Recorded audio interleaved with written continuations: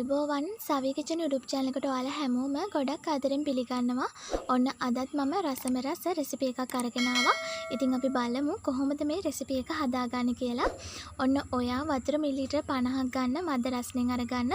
චූටි බබෙකුට බොන්න පුළුවන් ගානට. කිරිපිටි මේස හැන්දක් වතුර මිලිලීටර් 50ක දිය කරගන්න. මම කිරි ටිකත් මද රස්නේ ගානට ආවට පස්සේ තමයි මේ වගේ බෝල් එකකට එකතු කරගත්තේ. ඔන්න දැන් ඔයා ඊස්ට් තේ හැඳි භාගයක් එකතු කරගන්න. සීනි තේ හැන්දක් එකතු කරගන්න.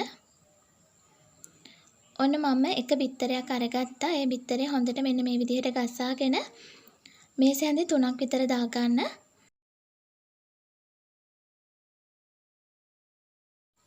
වැනිලා තේ හැඳි භාගයක් එකතු කරගන්න. ඉතින් වැනිලා අවශ්‍යම නැහැ. තේනවා නම් එකතු කරගන්න.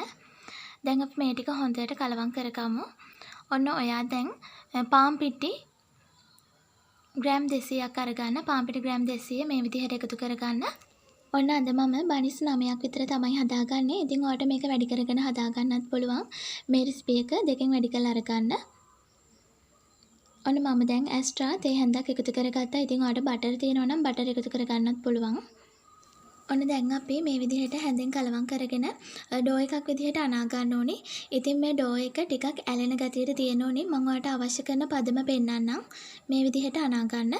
ඉතින් මම දීපු රෙසිපි එක හරියටම අරගත්තොත් ඔයාලට මේ විදිහට හොඳ සොෆ්ට් ඩෝ එකක් අනා ගන්න පුළුවන්.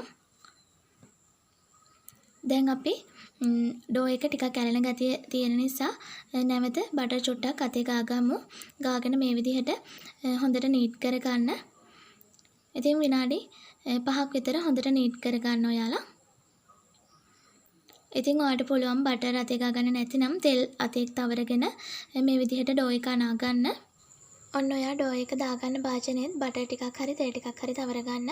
තවරගෙන විනාඩි 30ක් මේක පිපෙන්න තියාගන්න. ඔන්න දැන් ඔයා ලන්ච් ෂීට් එකකින් හරි කින් ෆිල්ම් එකකින් හරි කවර් කරගන්න. එහෙම නැත්නම් ඔයාලට පිගානකින් වහලා තියාගන්න පුළුවන්.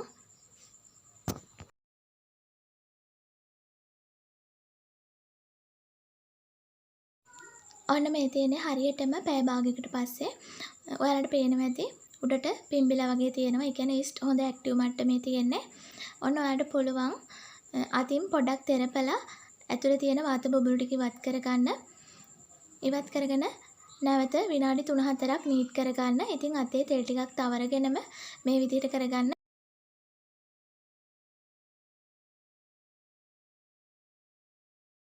ඔන්න දැන් අපි ඩෝ එක රෝල් කරගමු. ඉතින් මේ වගේ ලෑල්ලකට හරි ඔයාලට පැන්ට්‍රි টොප් එක පාවිච්චි කරන්නත් පුළුවන්. නැත්නම් කේක් බෝඩ් එකක් පාවිච්චි කරන්නත් පුළුවන්. පාන් පිටි ටිකක් දාගන්න. දාගෙන මෙන්න මේ විදිහට අපි රෝල් කරගමු. ඉතින් ඔයාලා සමාන කොටස් වලට කපා ගන්න මේක. මම අද කොටස් 9කට මේක කපා ගත්තා. ඉතින් ඔයාලට ටිකක් ලොකු බන්ස් ඕයි නම් ටිකක් ලොකුවට කපා ගන්න. ඔන්න දැන් අපි මේ විදිහට බෝල කරගමු. ඉතින් මම ওই විදිහට බෝල සේරම හදාගත්තා. ඔන්න දැන් අපිට ඕනේ ඔයිල් පේපර් එකක්කුයි චූටි වීදුරුවකුයි. ඉතින් ඔයාලට වීදුරුවක් තියෙනවා නම් වීදුරුවක් අරගන්න. අපිට වීදුරුවේ අඩිය කොටස තුනී කරලා මේ විදිහට හිටින විදිහට හදා ගන්න ඕනේ. මම ඔයාලට පෙන්නන්නම් මේ විදිහ. දැන් අපි ඔයිල් පේපර් එක අරගෙන පිටි බෝලයක් ලස්සනට තුනී කරගමු. ඔන්න ඔයා මේක තුනී කරගන්නකොට ගොඩාක්ම හීනෙට තුනී කරගන්න එපා. මෙන්න මේ සයිස් එකේ මහතට තුනී කරගන්න. මෙන්න මේ විදිහට තුනී කරගත්තු පිටි ඩෝ එක මැදින් ඔයාලා වීදුරුව හරි ගත්තු භාජනය හරි තියාගන්න. එතකොට මෙන්න මේ විදිහට පොඩි වලක වගේ හැඩයක් එනවා. මෙන්න මේ විදිහට චුට්ටක් තද කරගන්න. තද කරගෙන තමයි කෑලි කපා ගන්න ඕනේ. ඉතින් පිහිය තෙල් ටිකක් ගාලා අරගන්න. එතකොට අපිට ගොඩක් ලේසියි කපා ගන්න. ඉතින් මේ විදිහට චුට්ටක් තද කරලා කපා ගන්න. ඔන්න දැන් අපි ওই විදිහට කපා ගත්තට පස්සේ මලේ පෙති හදාගමු. ඉතින් ඔයාලා මල් පෙත්ත මෙන්න මේ විදිහට අල්ලලා ඇඟිලි තුඩු වලින් තද කරගන්න. අනිවාර්යයෙන්ම මතක තියාගන්න ඇඟිලි දෙකේ තෙල් ගාගෙන ගන්න ඕනේ. එතකොට ඩෝ එක ඇලෙන්නේ නැතිව අතේ ලස්සනට පෙත්තේ හැඩේ හදා ගන්න පුළුවන්. ඔන්න විශේෂයෙන්ම මතක් කරන්න ඕනි මාව සබ්ස්ක්‍රයිබ් කරපු ඔයාලට ගොඩාක් ස්තුතියි, ගොඩක් ආදරේ. අලුතෙන් මගේ channel එකත් එක්ක එකතු වෙන කෙනෙක් නම් ඔයා මේ වීඩියෝ එකට පහලින් එන subscribe button එක press කරලා ඒකම එන bell icon එකත් click කරන්න. එතකොට මන් දාන අලුත්ම වීඩියෝ ඔයාලට දාපු ගමන්ම බලන්න පුළුවන්. ඔන්න ඔයා බනිස් සේරම හදාගෙන පැය භාගයක් විතර වහලා තියාගන්න. සර්වියට් එකකින් වහගත්තාම ඇති මේ විදිහට හොඳින් වහගන්න. දැන් ඔයා ලිපේ තියාගන්න පුළුවන් විදිහේ භාජනයක් අරගන්න. භාජනයක් අරගෙන තෙල් ටිකක් දාගන්න.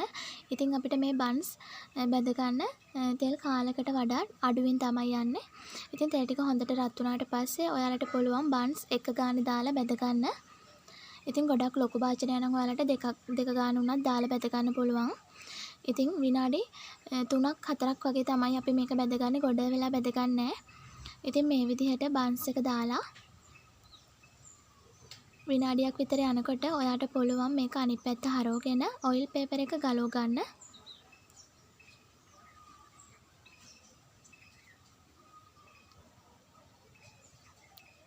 නැවත විනාඩියක් විතර මේ විදිහට යටපැත්තම තියාගෙන හරව ගන්න පුළුවන් ඔයාට. ඉතින් හරවගෙන දෙපැත්තම හරව ගනිමින් ලස්සන පාටකට එනකම් බැද ගන්න. ගොඩ වෙලා බැද ගන්න එපා. ඔන්න මේ තියෙන මම රසට හදාගත්තු මල් බනිස් ටික. ඉතින් ඔයාලට පුළුවන් මේක ලිපෙන් බාගත්තු ගමන්ම ඇස්ට්‍රා වගේ දෙයක් උඩින් තවරගෙන ඒක උඩට සීනි ටිකක් ඉහලා කන්නත්. එහෙම නැතිනම් පුළුවන් බනිස් එක මැදට ජෑම් සෝස් වගේ දෙයක් එකතු කරගෙන කන්නත්. ඉතින් ගොඩාක් රසයි මේ බනිස් එක. ඔන්න ඔයාලට නිකන් කන්න උනත් මේ බනිස් එක පුළුවන්. මේ බලන්න හොඳ සොෆ්ට් එකට තියෙනවා. ඉතින් ඇත්තටම අවන් නැති වුණාට අපිට ලිපේ මේ වගේ රසට බනිස් හදා ගන්න පුළුවන්. ඉතින් ඔයාලත් අනිවාර්යයෙන්ම try කරලා බලන්න. ගොඩාක් ලේසි රෙසිපි එකක් මම අද අරගෙන ආවේ. ඇත්තටම ගොඩාක් රසයි. ඉතින් ඔන්න ඒ විදිහට තමයි මම රසට බනිස් හදාගත්තේ. ඉතින් මගේ වීඩියෝ එක හොඳයි නම් like එකක් දෙන්න, comment එකක් දෙන්න, යාළුවන්ටත් බලන්න share කරන්න. අපි නැවතත් රසබර වීඩියෝ එකකින් හමු වෙමු. මගේ වීඩියෝ එක නරඹුවට ඔයාට ගොඩාක් ස්තුතියි.